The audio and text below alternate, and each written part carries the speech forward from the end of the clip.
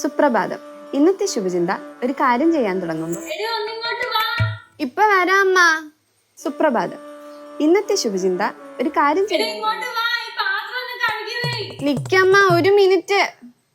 സുപ്രഭാതം. ഒരു കാര്യം ഇല്ല, വേണ്ട, ഇനി എന്നോടൊന്നും പറയണ്ട. ഇനി മേലെ ഈ കാര്യം പറഞ്ഞുകൊണ്ട് വരില്ല. എന്താണ് രാവിലെ? ചേട്ടൻ തന്നെ പറ. പെൺകുട്ടികൾ ജോലി ചെയ്ത് സ്വന്തം കാലിൽ നിന്ന് കല്യാണം കഴിയുന്നതല്ല നല്ലത്. ഉറപ്പായിട്ടും അതാകുമ്പോ നമുക്ക് എന്തെങ്കിലും ഒരു ആവശ്യമുണ്ട്, ആരെയും കൈയും കാലും പിടിക്കണം. അതത്രേ ഉള്ളൂ. അല്ല, ഇന്നത്തെ വഴക്കെന്തിനാ? വീണ്ടും പുതിയ ആലോചന വന്നാ? അതൊക്കെ മുറയ്ക്ക് വരുന്നുണ്ട്.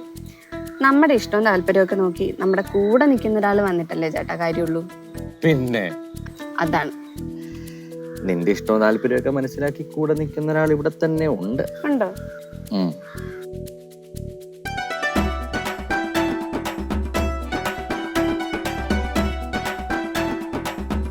ചേട്ടൻ പറഞ്ഞൊക്കെ ശരിയാ, പക്ഷെ എന്നെ ചേട്ടന്റെ വൈഫ് സമ്മതിക്കോ?